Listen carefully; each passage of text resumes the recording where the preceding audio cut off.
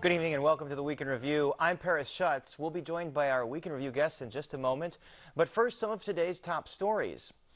Chicago's top cop David Brown pushes back on a Sun-Times report quoting senior police officials who say they have lost confidence in his leadership. Brown held a news conference today and acknowledged that there might be, quote, disgruntled workers who don't like his style of leadership. But he says he believes they're likely upset because of his efforts to change the culture at CPD. We're making significant changes, and not just consent decree changes. We're going to change the culture of the Chicago Police Department, and there are likely people here who liked it the way things were, and who will push back and use media, become sources to create a lot of dysfunction. A Chicago area firm that runs an embattled chain of COVID testing sites will be shut down for the foreseeable future.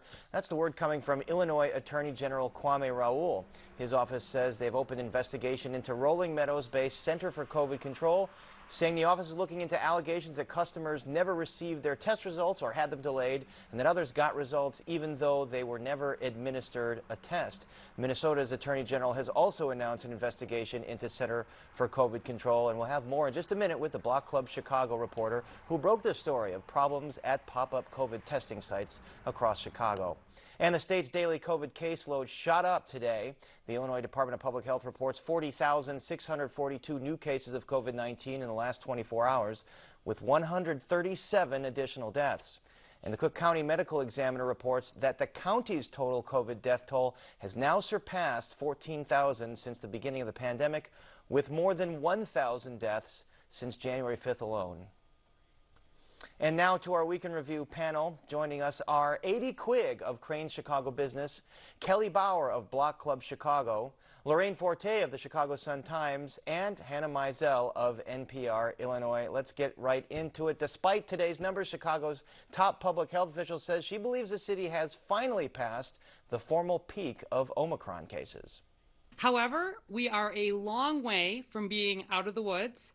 And it's really important over these next few weeks and months that we continue to work hard on getting folks vaccinated, getting folks tested, continuing to wear masks, because there's a long way to come down. However, I'm really pleased to have seen this turnaround. Adi Quigg, a long way from out of the woods, but is it really a turnaround when you see the case haul today? Yeah, it's tough to imagine thinking of the days when we only had a couple hundred cases a day. As it stands, we're about 2,400 average cases a day, but that's down from a peak of about 6,000 at the start of the month. So we've made quite a bit of progress. New hospitalizations are down to 183 today. That's 17% lower than this time last week. Deaths are just barely edging downward, which is the most tragic part of any celebration of a peak hitting. Hospitals are still very overwhelmed. Dr. Ezike told my colleague Greg Hines and I today that if you have the flexibility to work from home, you should, to kind of keep this downward slope continuing. And as Dr. Arwady pointed out, we have a long way to go until we're in that low incidence state in Chicago. We would have to be under 200 cases a day. Test positivity would have to be under 5%. We're around 10% now. And occupied hospital beds would have to be less than 250 total. We still have 1,200 people with COVID in hospital beds in Chicago right now. And Hannah Mizell, Governor Pritzker spoke to the stabilization he sees of hospital capacity rates or occupancy rates. Do hospital officials really believe that they're out of the woods yet? I mean, out of the woods is such a subjective term. Hospitals, I don't think anyone who doesn't work in the healthcare sector, who doesn't, take care of COVID patients every day, understood what dire straits hospitals were in. So out of the woods is probably a little bit far off. Hospitals are still in pretty bad shape. I was just looking at the state data before we hopped on to film here, but, the number of ICU beds that are available across the state has been decreasing and decreasing and decreasing for many months now. And that's a problem of staffing. Healthcare workers are getting sick and they can't come to work. We've talked on and on about healthcare burnout. Right. We might be past peak, although, by the way, it's different in different parts of the state. Southern Illinois and the Metro East, they're still not necessarily past their peak. Right, and those death rates usually lag the actual case rates. Kelly Bauer, you've done incredibly detailed and diligent reporting on some of these pop-up sites that have caused a lot of problems. So explain to us now what the Illinois and Minnesota Attorneys General are looking into as it relates to the Center for COVID Control. So the Center for COVID Control is a Rolling Meadows-based company that has a ton of pop-ups all over the country, more than 300 at last count, including more than 140 in Illinois. This week, the Minnesota Attorney General's office announced that they are suing the company and its lab, Doctors Clinical Lab, saying that they deceived customers in Minnesota, that they didn't deliver test results on time, that they falsified test results, and other issues. They said that their workers told, investigators that tests were being kept in garbage bags, unrefrigerated, that there was chaos at the Rolling Meadows office. And now we've seen that the Illinois Attorney General's office has confirmed it's investigating the company and its practices as well. And last night it announced that the Center for COVID Control's pop-up testing sites in Illinois will remain closed for the foreseeable future as that investigation continues. And I want to get back to some of your reporting, Kelly, but Lorraine Forte, I want to bring you in here. When you look at these allegations, does it suggest to you fraud or simply mismanagement? I think it suggests to me fraud, because I read the stories about the unrefrigerated tests and the chaos, and then I also read that they're spending money buying new cars.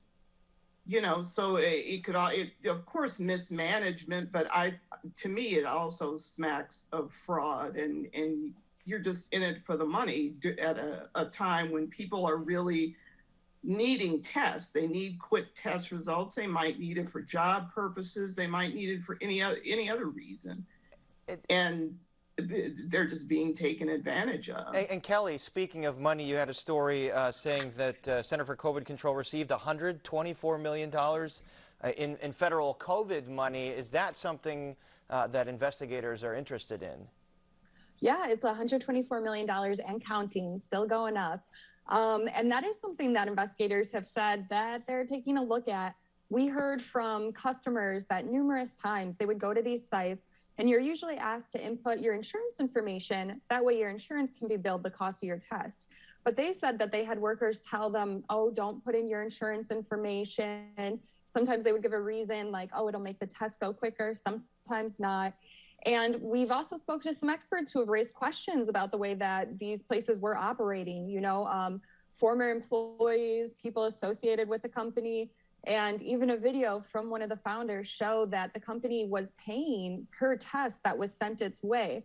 And that raises some questions about anti-kickback laws in the United States, and experts said that those are things that should be looked into as well. A lot of red flags. And Kelly, tell us about who runs this company. What were they doing prior to COVID?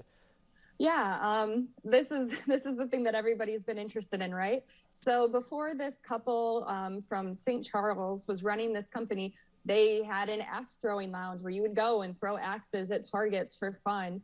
The husband, who describes himself as the founding father of the Center for COVID Control, also ran a business where he would make wedding videos. So as far as we could tell, not a very strong healthcare background. And as time has gone on, the company very rapidly expanded. It went from a handful of sites this spring to, more than 300 by the time they shut down last week. And during that time, they made some very significant purchases. They bought a $1.3 million home in St. Charles with like chandeliers and a 3-car garage, things like that. And we found on one of the co-owners' TikTok accounts that he was posting, bragging about buying $400,000 Lamborghinis. We found out that he says he bought a $3.7 million Ferrari. And when he would go in the comments, he would say he was able to make these purchases with, as he put it, COVID money. Wow, these are all things that I'm sure that investigators are very interested in looking at. A.D. Quigg, also this week, we saw President Biden launch the website so you could go sign up and get COVID tests. I signed up to have COVID tests mailed to me. How's the rollout of that gone? We don't know yet, so we're not really going to be able to assess this until tests get shipped out, which I believe will be towards the end of the month. But 4 tests should be shipped to each residential address that orders one. I ordered one as soon as I found out about this thing Wednesday and was shocked to find that I could actually access the website. All of my past COVID experiences, especially at the beginning of this, was difficulty finding tests, tough time finding a vaccine early on. So to have something work right away was pretty nice. The other thing the feds are doing is sending masks to pharmacies and community health centers around the country, the N95 masks that are supposed to be extra protective against Omicron. Those will also begin shipping this week for distribution late next week. All right, and it's been hard to find those N95 masks. Let's move on to some other city news this week. After reporting in the Sun-Times this week that top police brass have lost faith in Superintendent David Brown, Mayor Lori Lightfoot slammed the sources in that article for speaking anonymously. If you're not willing to do your job, if you're not willing to get out of your car and engage with members of the public, if you're not willing to make sure that you are accountable for the work that you do every single day, every shift, then that you don't need to be in the Chicago Police Department. What I hear in this anonymous reporting is, frankly, people who are cowards and want to go back to the old ways that served them but didn't serve the people. Lorraine Forte, do you buy that there's large-scale dissatisfaction with David Brown in the Chicago Police Department, or, as he said today, a few disgruntled employees that don't want to see the department change? Well, we know that, you know, the police department and has been at odds with the mayor and with City Hall for a long time. We saw what, you know, during the run-up to get police vaccinated, we saw the rhetoric scale up there. Wide scale, you know, it's hard to tell. I'm not out on the street, of course, with the rank and file, but there is definitely discontent there. And you call it what you will, it's something that's got to be dealt with because we need a functioning police department. I think some of it has to do, personally, I think some of it has to do with the fact that Lori Lightfoot and David Brown worked very close together because of antagonism towards City Hall. Some of that spills over on the police superintendent. And, you know, perhaps some of the police, even the high-ranking officers, think who's really running the department? Is it the superintendent? Is it the mayor? You know, I think all of that plays into it, but definitely some of it, a lot of it, I think, has to do with antagonism towards City Hall as much as toward Superintendent Brown. But obviously, if you're going to measure by the city's homicide rate or overall crime rate, the police superintendent is not going to get great grades. Hannah Mizell, is there any scenario here where Mayor Lightfoot doesn't stick by David Brown that wouldn't be politically damaging to her? Because this is her big marquee pick here. That's an interesting question. I mean, I think obviously a very different situation, but a couple of years ago, you know, when a very new Mayor Lightfoot had to, you know, quickly change gears on whether she supported the previous police superintendent after his kind of scandal, you know, being found drunk in a car and all of the things that followed. But yeah, I mean, anything that there's a lot of political kryptonite here, and it's a really, really hard job. The pandemic has seen a rise in violent crime, a rise in this, you know, organized retail theft, and law enforcement across the country is dealing with that. But for, you know, you would hope that behind the scenes, you know, even if Mayor Lightfoot is publicly backing her police superintendent, you would hope that behind the scenes, they're having very tough conversations about how to improve. And, you know, she is thinking critically about how that relationship should be moving forward and metrics that, you know, he has to meet. And, you know, I know that there are metrics that are important to City Hall, but they might not be the right metrics. You know, metrics about making 1.5 million contacts with community members, but then if you measure that by arrests, you know, what good is that doing? So I do hope that there are, you know, those conversations happening, even if it is publicly backed. And those kinds of stops have been scrutinized by legal groups like the ACLU. Also, the ACLU is not a fan, obviously, of the Mayor Lightfoot's plan to seize the assets of suspected gang members. Kelly Bauer, it does seem like a legally fraught plan that doesn't have any support in City Council whatsoever. It has been controversial from the beginning. When it was first brought up, it was criticized by a number of aldermen. It's been criticized by the ACLU. It's been criticized by outside experts who say that it could actually leave the city open to being sued itself and could cost the city a lot more than any money Chicago would recoup through these lawsuits. So I think it'll be a tough call. A lot of aldermen have already pushed back against it publicly. And right now, I think the big focus is on finding holistic methods for a lot of aldermen to combat and prevent violence rather than just going after this lawsuit angle. Right, and yeah. These are the same problems that kind of crop up with the gang database. Is like, how do you prove that someone is in a gang in a court of law? Someone could present evidence that perhaps they're not in a gang. AD, did you want to jump in here? Lorraine did. Oh, Lorraine, yeah, go ahead. what I was going to point out is that there are other jurisdictions, you know, that have tried this. It's called civil asset forfeiture. And there's actually a state law that allows law enforcement to do it, but other law enforcement agencies, including, you know, federal, have abandoned it because of problems with it. And honestly, you know, it's not like the average gang member on the street has a ton of money. I mean, they're not, you know, it's not like they're living in mansions with a bunch of money in the wall that you could go seize and 2 or 3 cars in a garage that would actually be significant assets. So that's why lawyers are pushing back, partly because it's been ineffective, it's been abandoned elsewhere, but also really, what are you going to get for it? Right. You know, what are you going to get for your efforts? Well, and AD Quigg, also this week, the mayor has refused to release full Inspector General reports, first with regard to the smokestack implosion in Little Village with Hilco. Why won't she release this? So her general justification is that she created an ordinance at the very beginning of her tenure that said, I will release certain really sensitive Inspector General reports under a couple conditions if it involves a felony or if it involves a death. And she says neither of these are met with this case.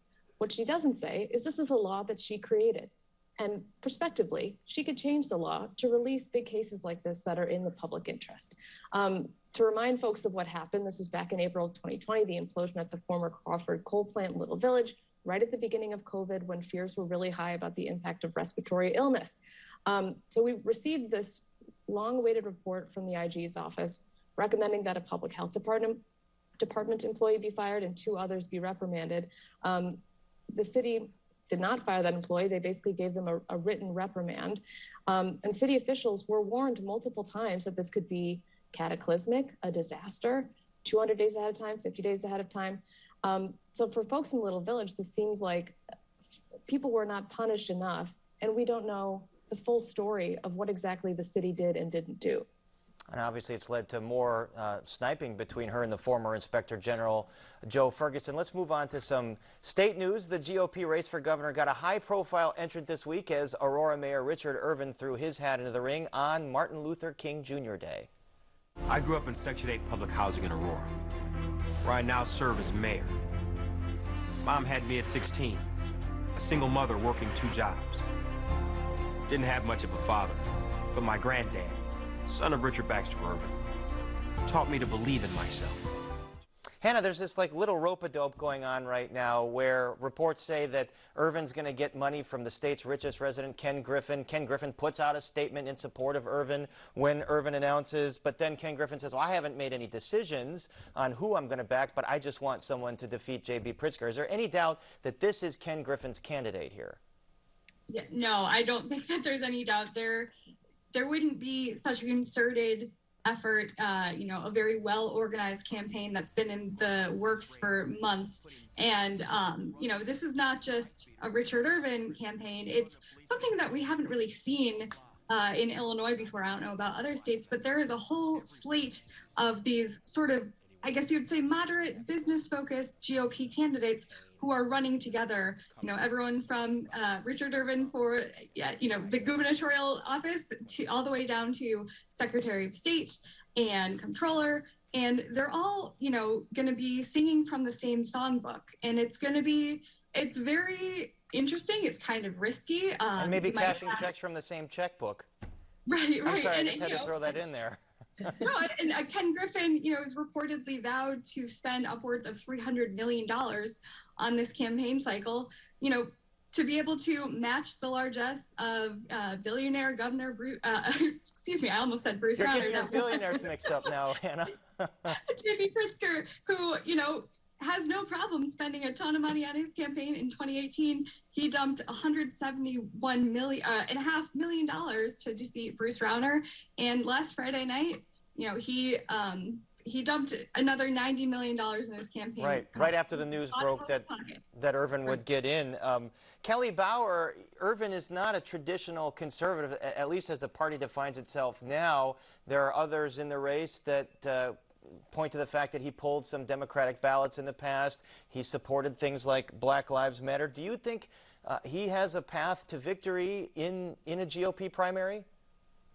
Well, I think that he has a lot of popularity, and probably a big point in his favor is that people think that he could beat Pritzker, especially if he does have the backing of a billionaire.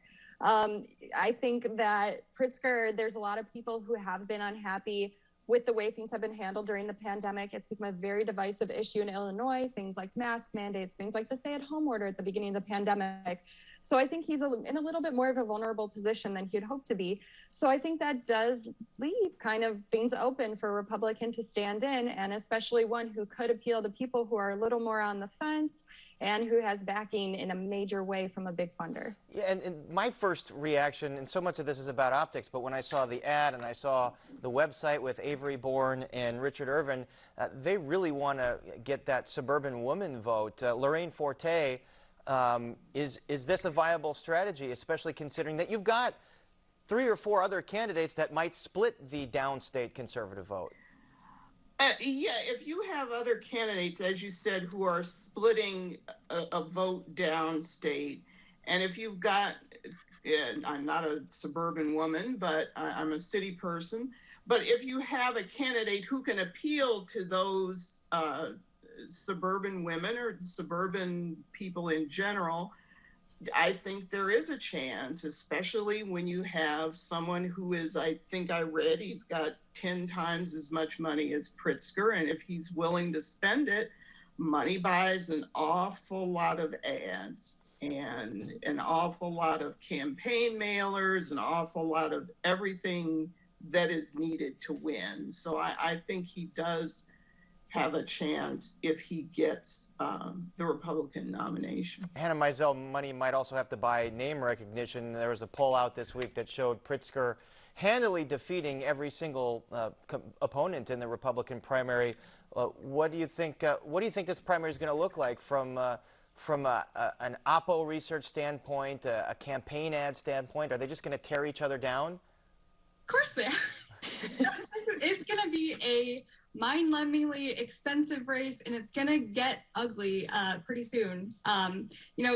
First we have the primary, and traditionally in Illinois, our primary is in the middle of March. It was moved to the end of June because of COVID, because of redistricting, and then we have to get all the way to November 8th, and it's going to be very ugly. But I think, my question in the Republican primary is, yes, you're right. Name recognition is going to have to, if Richard Irvin wants to make a serious play, then name recognition, he's going to have to get that up pretty fast. I'd say the person with the most name recognition in the primary is GOP State Senator Darren Bailey, who for the last almost 2 years has been publicly fighting Governor Pritzker on his COVID restrictions and has gotten pretty famous that way, at least in downstate Republican circles. And if he can somehow parlay that into an endorsement from a Donald Trump, that would be pretty major. That would change things. But at this point, we don't know if that's going to be possible. Again, none of these 4 candidates who, declared their candidacy months and months ago, almost a year ago for 2 of them, they just do not have the campaign cash. And you know, Irvin's folks are quick to point out that Bailey pulled a Democratic primary ballot in a recent election, and then there was that story in the Tribune that he and his family used about $500,000 in PPP loans for his family farm, when he has said he doesn't believe in government handouts and quote-unquote socialism. So just an example of what we're all going to be privy to over the next several months. But right now, we are out of time, so our thanks to A.D. Quigg, Kelly Bauer, Lorraine Forte, and Hannah Mizell. And that is our show for this Friday night. Don't forget, you can get Chicago Tonight and the Week in Review streamed on Facebook, YouTube, and our website, WTTW.com/news. And be sure to join us tomorrow night at 6 for Chicago Tonight Latino Voices, and then immediately after that, Chicago Tonight Black Voices at 6:30. And then we're back at 7 o'clock next week. And now for the Week in Review, I'm Paris Schutz. Thank you all for watching. Have a wonderful weekend and stay warm.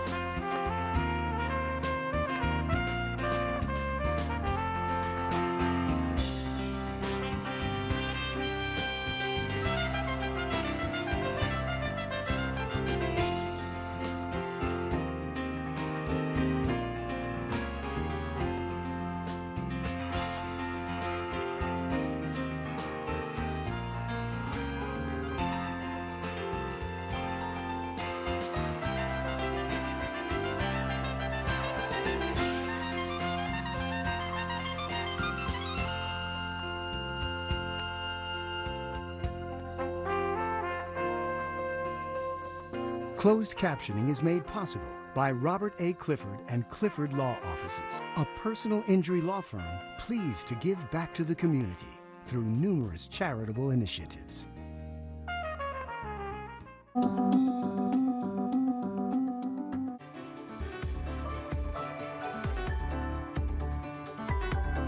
Washington Week, next on WTTW.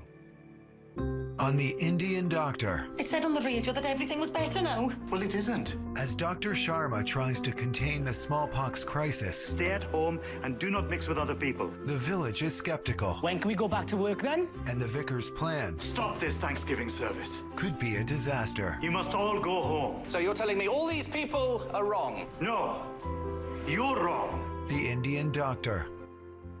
Tonight at 8 on WTTW. She had her own talk variety show in the early days of television, and she has been a hit in every venue through every decade in which she has worked in our business. Betty White. Betty White. Betty White. Betty White. Betty White. Betty White, ladies and gentlemen. PBS, the place I trust to tell my story. Don't miss it. Tonight at 9 on WTTW. There's a lot of skepticism about COVID being real. Skepticism is healthy, especially when it comes to your health. However, if we were waiting for data, we have it now, and it favors getting vaccinated. If you're on the fence, get vaccinated. Programming on WTTW is made possible in part by BMO Harris Bank. On the Majorca Files. So you think he was poisoned? A renowned food critic is killed. Everyone will say how much they liked him, but they didn't. As Miranda and Max chase down leads. Not cool. They anger their boss. You both are going to apologize. What now? But solving this culinary mystery. You're going with the evidence, Max. Will highlight their different tastes. I like the finished product, what can I say? The Majorca Files. Saturday at 9 on WTTW. On Masterpiece. A friend bet me I couldn't do this. I'm going to prove that I can. No matter what it costs. I've never seen a man so sick. Please, help him. No, it's me, Abigail. Now you're finally here. I can tell you everything. Around the World in 80 Days on Masterpiece. Sunday at 7 on WTTW. On Masterpiece. Their breathing don't sound right, Miss Terrier. Every problem has a solution. I just need to find it. Meet your new brood. You put me in charge of these hens, so I'm going to do it my way. What are you doing tomorrow night? I'm going out with you by the sounds of it. Tomorrow is your big chance to finally impress Helen. Good day, Mrs. Pumphrey. Where is our dear James? All creatures, great and small, on Masterpiece. Sunday at 8 on WTTW.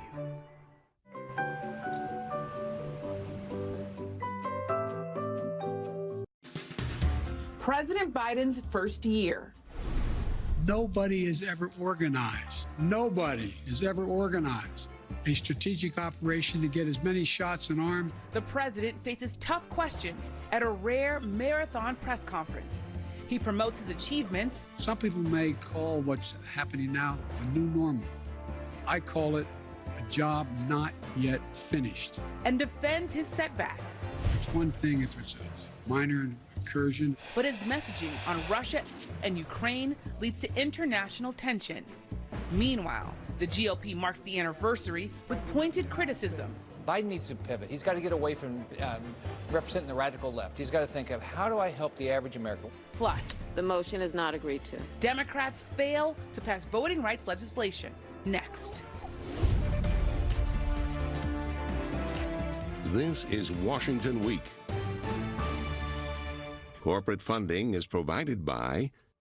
For 25 years, Consumer Cellular's goal has been to provide wireless service that helps people communicate and connect. We offer a variety of no-contract plans, and our U.S.-based customer service team can help find one that fits you. To learn more, visit consumercellular.tv. Additional funding is provided by the estate of Arnold Adams, Koo and Patricia YUEN through the YUEN Foundation, committed to bridging cultural differences in our communities. Sandra and Carl DeLay Magnuson, Rose HIRSCHEL and Andy SHREEVES, Robert and Susan Rosenbaum, the Corporation for Public Broadcasting, and by contributions to your PBS station from viewers like you. Thank you. Once again from Washington, moderator Yamiche Alcindor. Good evening and welcome to Washington Week. This week marked 1 year since President Biden took the oath of office, and he is under escalating pressure. The challenges abound. COVID is surging as the Omicron variant continues to sweep across the country. Inflation is at a 40-year high, and his approval rating is sliding.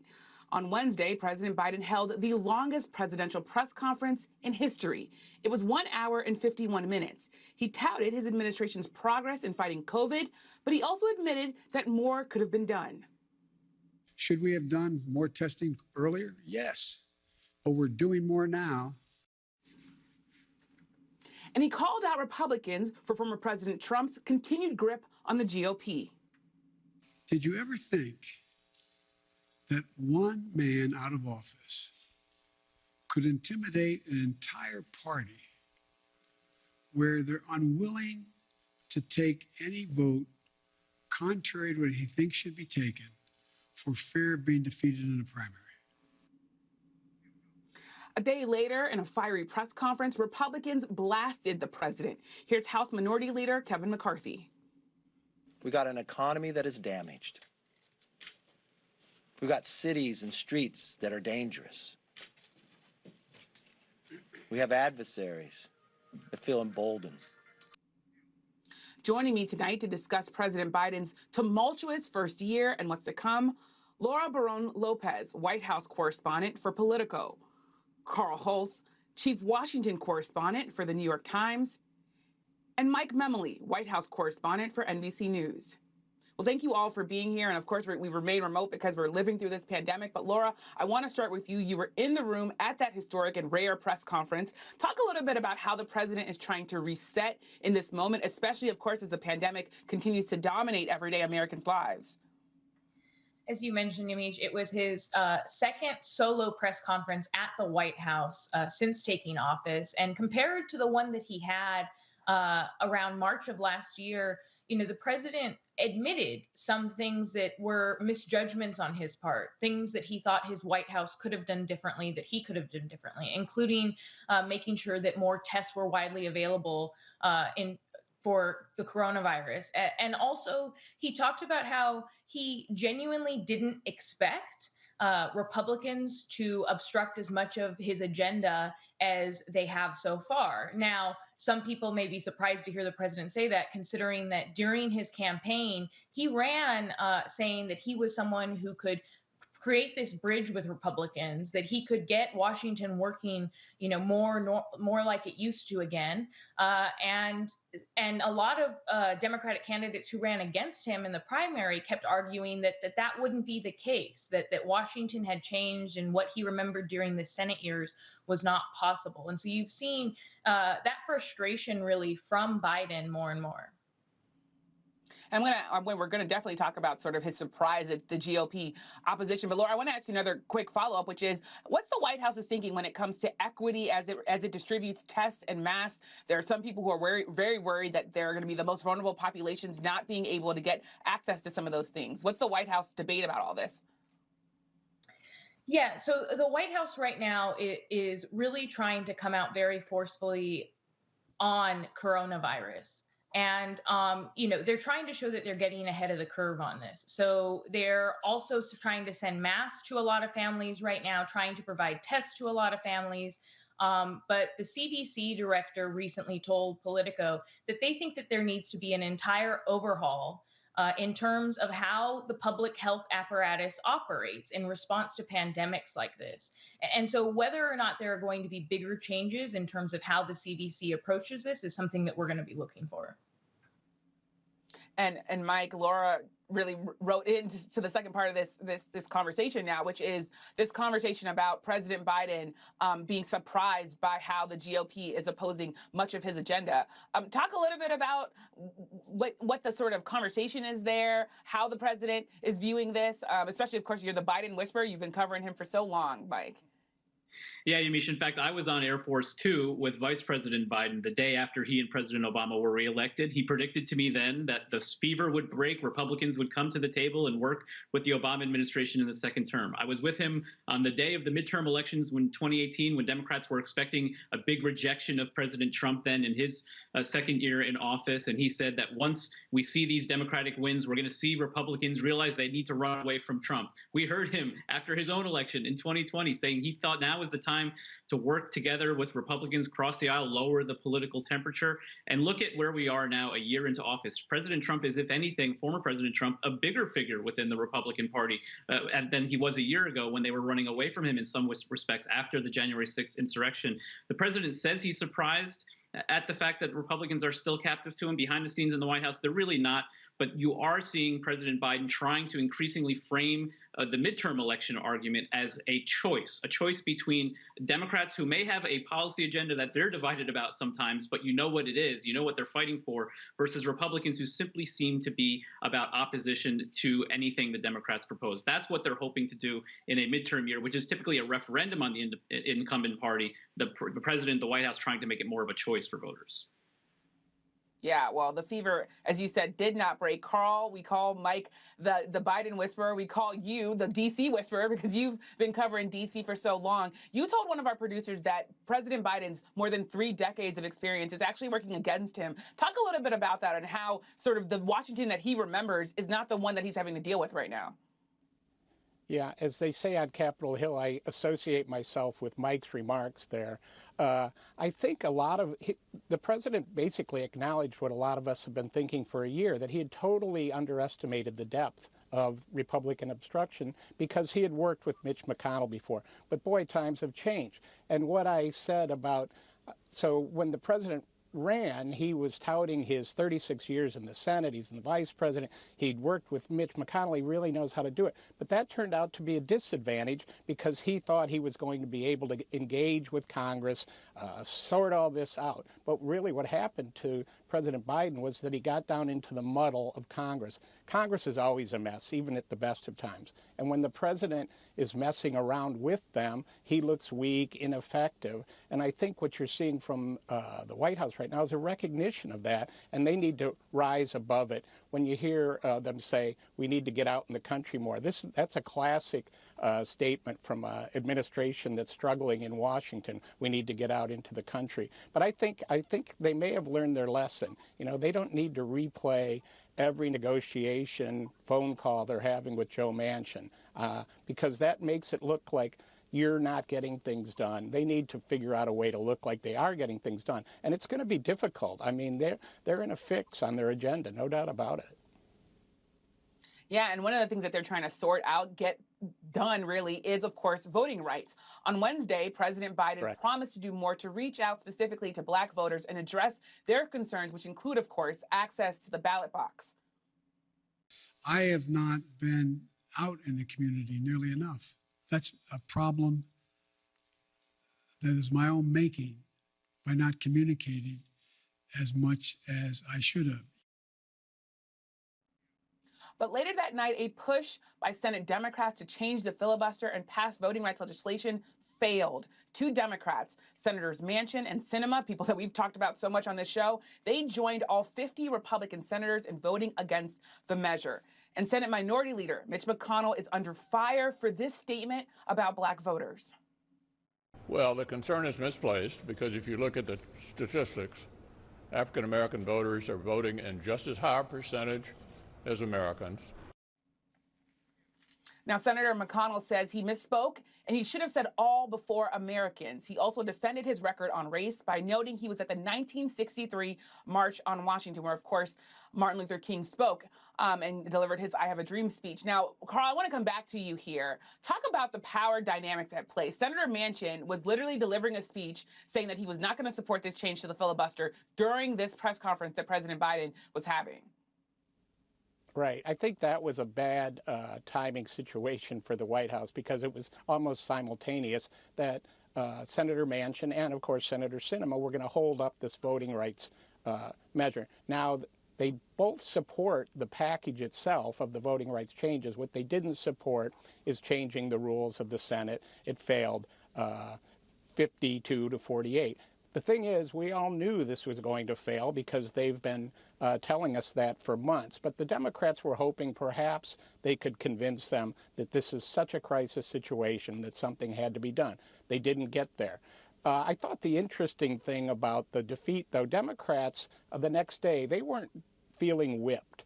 They thought they violated rules of Congress in a way, the old tradition. You don't force votes, you're going to lose. But they thought they had to do it. They went all the way through it, and they think they made some progress. They showed people a lot about the history of the filibuster, why it could be changed. So I don't think they're giving up on this. There's some compromise talk that's really about changing the counting of presidential electoral votes, not the counting of votes cast at your local polling place. But the Democrats, they took their beating, but they're going to keep on going on this. But as for President Biden, I think there was a feeling out in the activist community that it was too little too late from him on this and that he needed to be more invested early on. Well, Laura, Carl's talking about this being seen as too little too late. You've been out talking to voters. I want to ask you specifically first about these comments that Mitch McConnell made. As I said that he's now saying that he misspoke. But what are you hearing from people about the way that Mitch McConnell just talked about African Americans, making a delineation from Americans? Well, I would say that civil rights advocates, as well as the Black voters that I've spoken to, they're not happy with Mitch McConnell, mainly because they feel they're very aware of the fact that Republicans are not supporting these measures. They're not supporting these bills, even though a small group of Republicans are saying that they may support changes to the Electoral Count Act, which handles the certification process for the presidential election.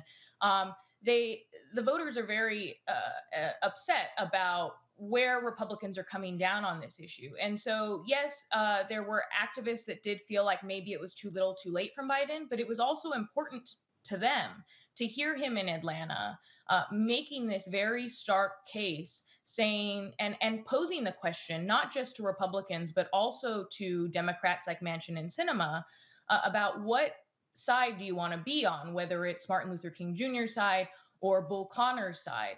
And we've seen Biden again and again really turn to history and these historical parallels to try to appeal to people in his party as well as Republicans to take a stand on issues like this.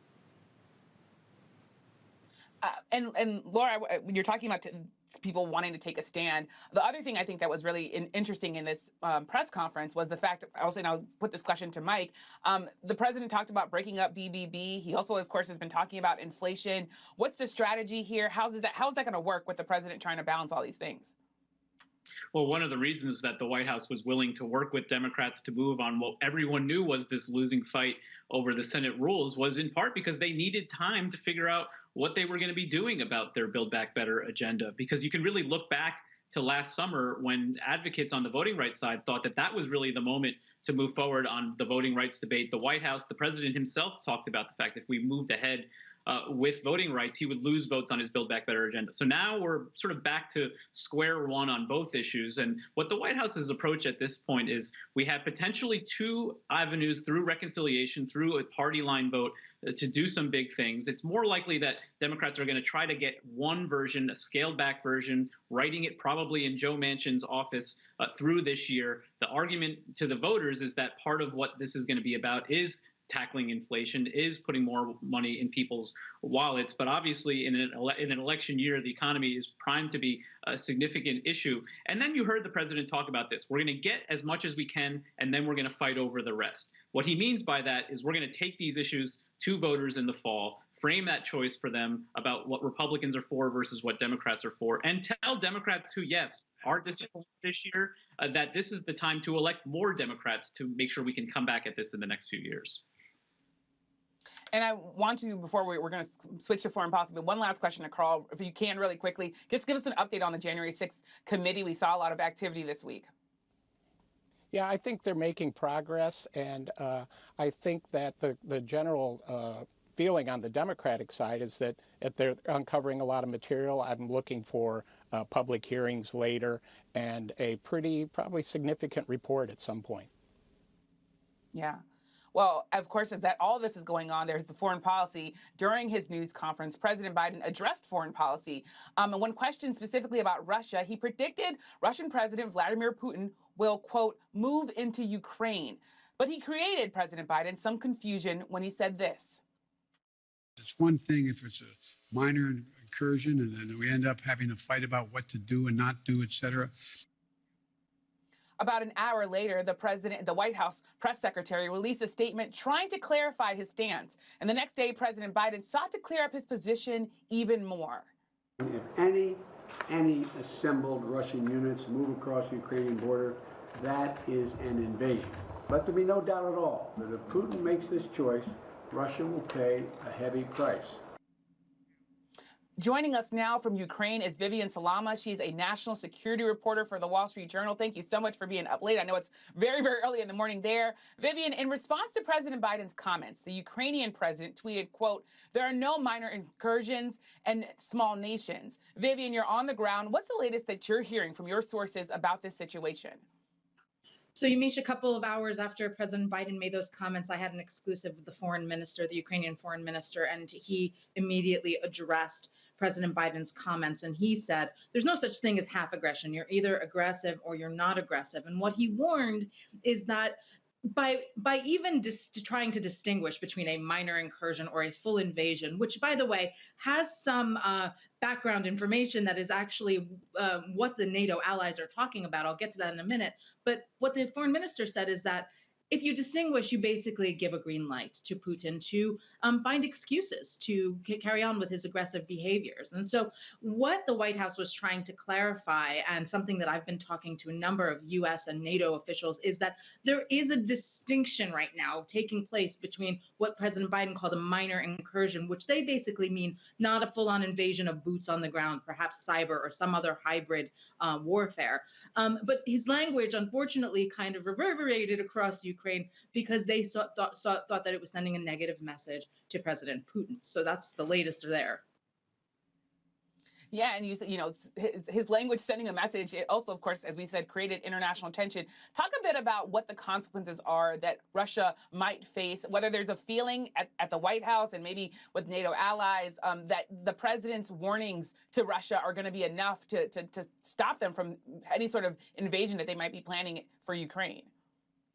So far, the White House and NATO allies have been threatening bruising sanctions, economic sanctions against Russia, the likes of which they have never seen, and they've repeated that over and over again. They've been calling for a de-escalation. But what we've seen in the last 2 weeks or so is actually the opposite, an escalation, where not only was there a cyber attack where Russia is accused of being behind it, there's also been joint exercises to the north of Ukraine, right over the border in Belarus, which Western allies all seem to agree is a guise for perhaps some operations. And so I had some exclusives not only with the foreign minister this week, also the defense minister just today. And they were telling me that, they're now a half encircled country, and yet the allies, unfortunately, are still grappling about what to do. And the reason for that is a couple of things. A, there's a lot of disagreement as far as what the sanctions package should be. A lot of NATO allies have their economies very intertwined with Russia. And so any kind of economic hit could really reverberate across the continent. From Washington's perspective, it kind of likes to step back and let Europe take the lead on these issues, but at the same time, they do offer a lot of tough rhetoric. We saw Antony Blinken here this week, Secretary of State, promising Ukraine that they would be behind them. But then the question goes to whether or not there's a political will in the United States.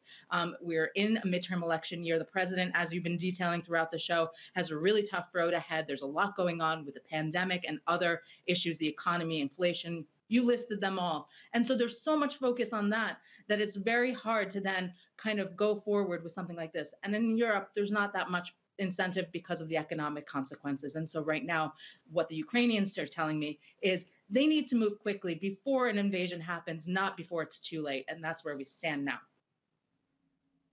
And Mike, jump in here. Talk a bit about how the White House is thinking about this, how President Biden is thinking about this when you think about all the great reporting that Vivian just shared. Yeah, incredible reporting from Vivian there in Ukraine.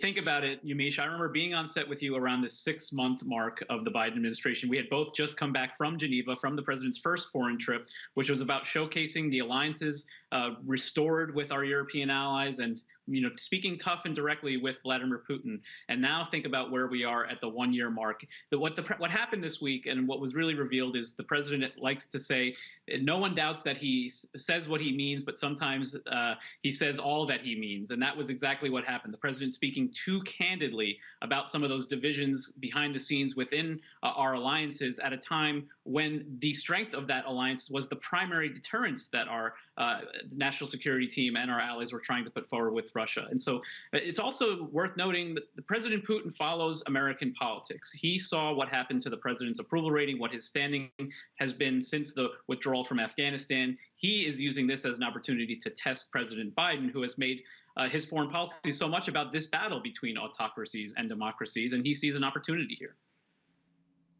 And Laura, briefly, what do you hear from the White House about sort of how President Biden views one-on-one conversations with the Russian president, since he has had a couple one-on-one conversations? Well, as Vivian was saying, it appears as though that they're open to having more conversations with Putin. Secretary of State Antony Blinken said that they are open to potentially having another summit between Biden and Putin to try to really hash out this diplomatically. So right now the latest was that they are going to be taking stock of what occurred this week, of what was discussed this week, and potentially next week we could get more news about whether or not there will be a meeting between Biden and Putin.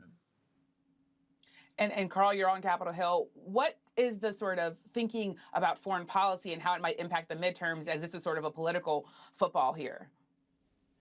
Yeah, I think there is a strong bipartisan appetite to be pretty tough on Russia and impose sanctions if something goes wrong. And as I've been telling some people on Capitol Hill this week, if a war breaks out, this sweeps a lot of these other issues aside, and people will really focus on that. So it has a potential to change the dynamic. But it also strikes me that this was, again, supposed to be President Biden's strength, great knowledge of foreign policy, foreign relations chairman for a long time, and he stepped in it. So again, an area where he's supposed to be pretty strong, and he made a pretty significant mistake there. Yeah, and Vivian, back to you.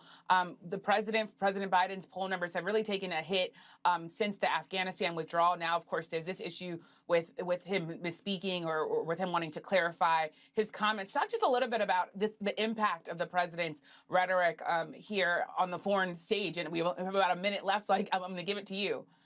Incredible that today a Ukrainian official called it the Afghanistan syndrome to me and said that ultimately the United States is having trouble getting allies to work with it more closely because there is this question of is the United States able to kind of command a crisis because of what happened with Afghanistan last summer and just the chaos that ensued during that withdrawal, but also a question of what is in store politically back home. A lot of allies questioning whether or not President Biden will be in office in another 2 years. What happens if his party is, defeated in the midterm elections, and so on. And so they're looking at that very closely here in Eastern Europe and throughout the continent, and really kind of holding their breath to see what happens.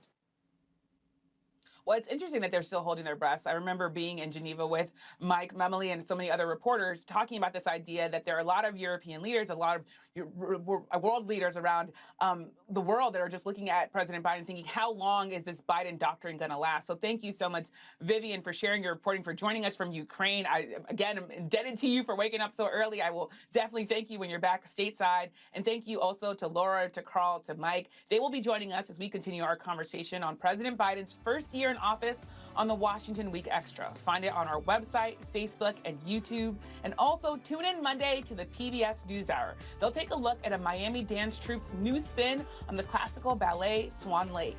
Good night from Washington. Thank you again for watching.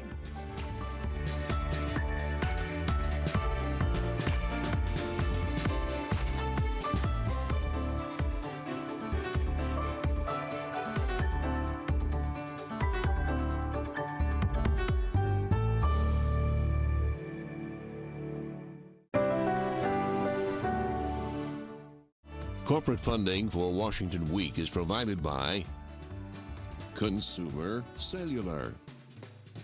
Additional funding is provided by the estate of Arnold Adams, Ku and Patricia YUEN through the YUEN Foundation, committed to bridging cultural differences in our communities, Sandra and Carl DeLay Magnuson, Rose HIRSCHEL and Andy SHREEVES, Robert and Susan Rosenbaum, the Corporation for Public Broadcasting, and by contributions to your PBS station from viewers like you.